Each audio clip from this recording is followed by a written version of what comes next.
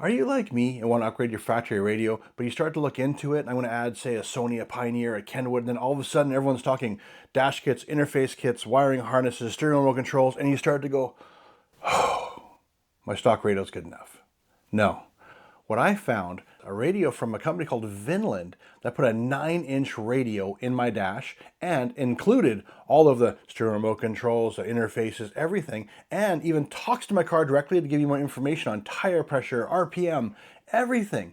This idea of these Android radios is new to me. They've made a real splash in the 12-volt market in the last 3 years, so I decided to put one in myself. If you stick around to the end, I have a bonus for you. The bonus is going to be, I'm going to show you how to take the video from your rear view mirror, it's up here, and bring it down to the factory radio without cutting any wires, splicing a single thing, and making it work perfectly. Come along with me. You'll be able to install a radio, upgrade the radio, program the radio, and get it all going by the end of this video for your Toyota Tacoma. All the principles I'm going to apply today will apply to any vehicle, including how to program it, how to mount it, how to do anything, because since it's the same ecosystem, it's just the plastics around it that changes. I am going to be focusing on the Toyota Tacoma because that's what I have. This is a universal kind of idea of how these Android radios are starting to come into the market.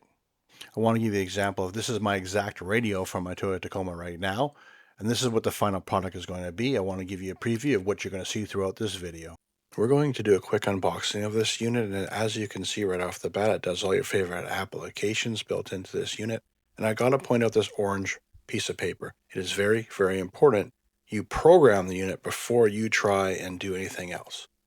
As you go in, you're going to start to notice that it comes very packaged very well, and it comes in a very gloss black finish.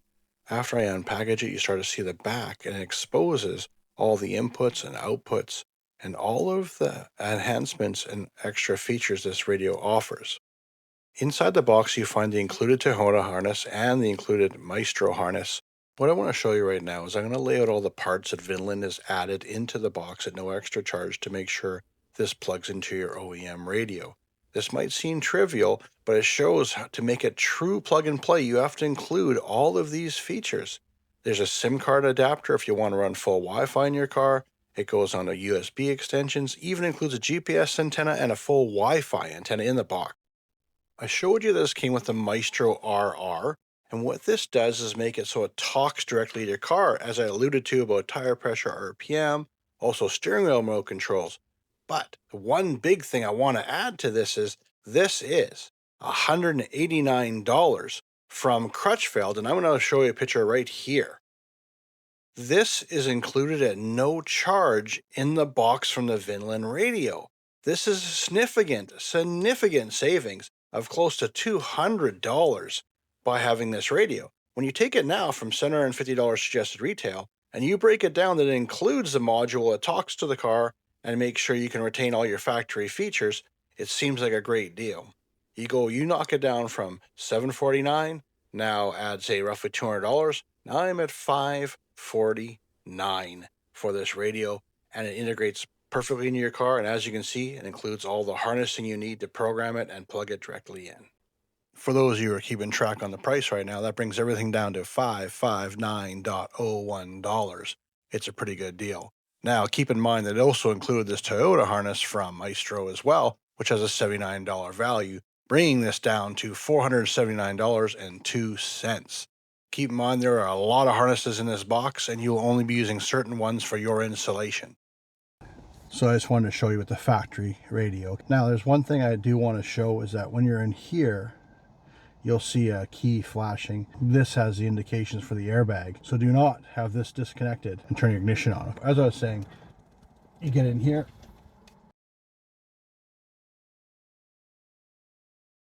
There are 4 10 mils, which I've already removed. Then what you do is you go in here and you just give it a slight wiggle, and this pulls right out. I want you to notice the mounting depth on this radio. As I pointed out earlier, you have to take this airbag / hazard light switch out from the factory radio and snap it into the Vinland unit, just like that. Just a quick review of where we got it from. This is where it comes out of the factory radio. Flipping the radio over, you're going to see the female version of the harnesses on the back of the radio.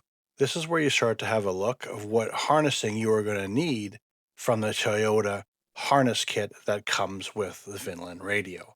So you'll see here, I'm trying to look at what harnesses match the back of the radio. And now I take the factory radio back down and I hold the harness in my hand and have a look at what harnesses I need to plug directly in to the factory harnessing within the Toyota Tacoma. Now that I've identified all the harnessing I'm going to need, I'm going to lay the harness on the bench and start to plug in the Maestro. For those of you that might not remember, this is for the steering wheel remote controls and to talk the car correctly. You'll see them trying to plug in all of the harnessing directly onto the unit. And one thing I really did like about this, that could only go in one way. This means you really can't make a mistake. So I just make sure that I plug in all the harnessing available into the Maestro. And as you can see, it's a very simple operation. I want you to notice this little 4-pin yellow connector, and in the bonus section I'll show you how I interface with this little non-used harness. The last things you're going to need off of the factory radio are these little yellow clips. As you can see here, there are 5 of them total, and you need these to mount the Vinland radio. There are a total of 5 clips, and as you can see, they just snap on in the same way the OEM radio does. When I was looking at the back of the radio, I noticed there's 4 harnesses I have to plug in. As you can see here, I'm plugging in all 4 harnesses to make it 100% OEM plug-and-play installation. Listen for the snap, and then here's just showing you the Maestro unit. I cannot stress enough how important it is to mount the Wi-Fi antenna, because if you do not, you will not be able to upgrade the radio, and maybe I made this mistake. It's very large, but it was very easy to install. I taped it to the bottom part of my dashboard facing towards the sky, and it only took me a few moments. A few installation notes. You'll notice that the aftermarket Bluetooth microphone I have here is very different than the aftermarket one from Vinland. I also did notice that the cord for the Vinland microphone is a little bit shorter, so you have to plan that installation as well. Also, one downside to using a pre-made harness is that the harnesses are not cut to the length needed. They only be a little bit extra. This is really a non-issue though, since the radio is so shallow, it's easy to tuck all those harnessings within the dashboard. There was an additional harness I missed, which is a connection to the OBD2 harness from the Maestro unit. It was not an issue though, because it's included in a box. It just simply plugged into the factory port underneath the dashboard. Now, everything being said, you just simply line it up, give it a click, and you are done with the installation. Now it's all installed. Let's go through some basic setup of this whole thing. Now, right now you can see my phone is connected because you see the phone mark, the Bluetooth, and then the time, etc. So I'm going to go here. I call it Chiclet Panel, and you're going to see all of these apps. Now, this app here can be one of the most important apps that you do, is this system update. Now I'm going to turn it around. Why I'm saying this is wireless Android Auto and wireless CarPlay and a whole bunch of features didn't work properly until I updated it. And I will say that you have to use this, the Wi-Fi antenna.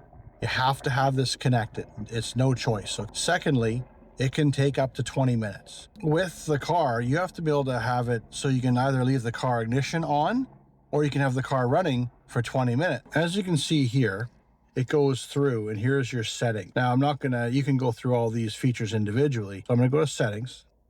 So once you've updated it, you wanna go to date time. And I wanna say here, see, set automatically. And then also here, guys, make sure this time zone is updated for your time zone. Then the other one is accessibility, but you don't have to touch any of these. Now that you've confirmed you have the Wi-Fi antenna plugged in and everything's working, we wanna see if it's sending and receiving. So you go here to GPS, and you'll see it's thinking, and then it says here how many satellites are available, and you're getting signal. This is very important just to make sure that this is working, because the unit will not update if this is not connected. Now, I didn't have to touch any of this other stuff right now. So let's go back. Now, we did the settings, we got the clock going. Now, secondarily, this one, the green button. This is the most important one. Why I say this is where you pair. And right now you can see my phone is paired. And you would just do the normal, the paired, and go from there. Now, after that's paired, and you can see your phone, then this down here is now your Android Auto or Apple CarPlay.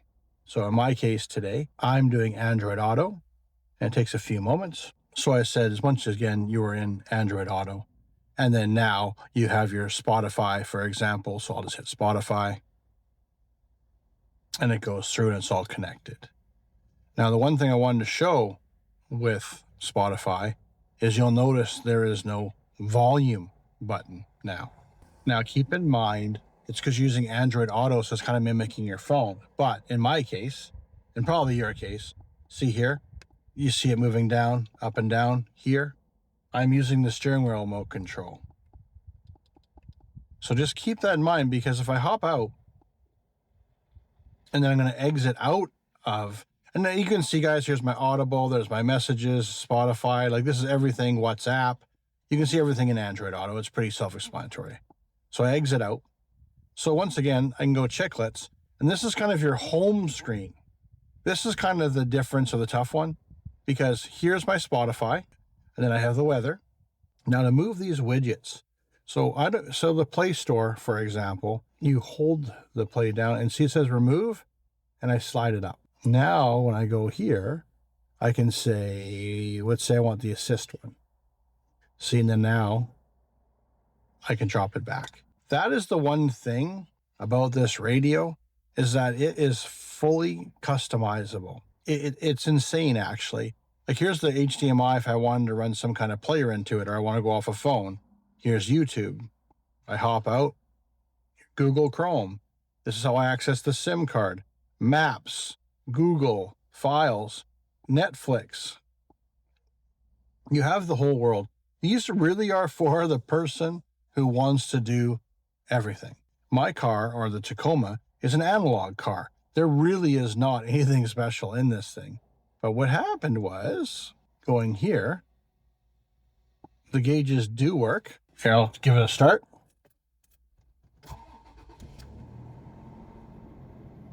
See, I have my gauges working.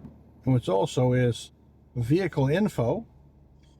I have tire pressure. Why is that significant? And you'll see battery voltage up here, is that my car doesn't have any kind of reading. So it's kind of nice, is this is an addition to my normal car.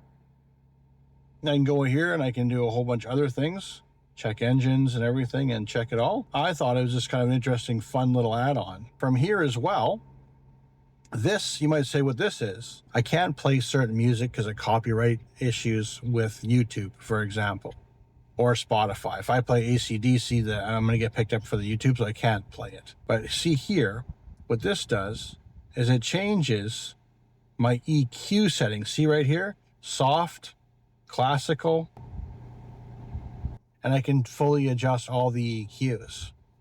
So I can take all these and I can make them anything that I want. You'll see here the classic. So if I go to rock and see I want to boost these frequencies, I can just slide them up with my finger. I'll just do the end one here. It's just that easy. I'm going to use this. Set it back to default at 4. There. And you have all these different ones you want, from rock, soft, classical, hall, everything. And I'm just going to go back again. And then here I am again. And you set up the way you want. This can make it fully customizable. And once again, anything you want to do. And you can see here, I can go EQ that way, or I can go EQ that button. It is actually a very intuitive radio. Now this is the fan. I don't have this setting on my vehicle, but this here is radio, and it goes into FM. Should I turn it down? And equalizer. This does the cameras. And like I said, right now, I don't have any of these cameras on or supported. Phone. And then simply you can go here. And I don't want to show you my, to be completely honest, I don't want to show you my contacts. And then once again, I go here and I'm in Android Auto. Very easy. I hope if you have any questions on this unit being installed like this, it's actually pretty self-explanatory once you get it going. Now, Vinland did send me this radio graciously, and I thank you for them. But I'm also thankful more I can show you how to walk through the steps of installing one of their radios and kind of let you get more comfortable.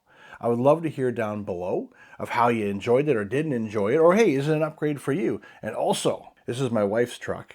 I'm going to do a 30-day update because she hasn't even seen the radio. She's away right now with the kids, and then I'm going to do a 30-day update on how she liked it or did not like it. So like and subscribe to stay on top of that. Bonus. Here's as promised. I want to give you a little thing that's not in the book. So what you can do is you go in here, We're going to zoom in. Now bear with me. Now you see that harness right there with the red stripe on it? That red stripe one is where we're going to make some connections to get the factory camera to the aftermarket radio. So what I did is there's a whole bunch of leftover harnesses. Remember that yellow harness with a circle around it? So what I did is took one of those and I cut it off. So that would plug into the factory head unit. Then I started thinking, where could I find the input? I gotta admit, I did find a gentleman on the internet, and I'll put a link down below giving him some credit. That harness you saw that had the red swipe on it, I unplugged those. You'll see the connections here. And then I extended the wires, and then I added them here. And then I plugged it in to the factory input, and boom. As you can see from this picture, now you have a 9-inch screen backup camera. No one said I could do it, and it cost me $0, a little bit of time and a little bit of research, and now you know, and I'm glad I could share that with you. Now, if you like this kind of idea, I'm going to show what I did in a Toyota Tacoma right here on upgrading the speakers without cutting a single wire or anything, making it absolutely factory.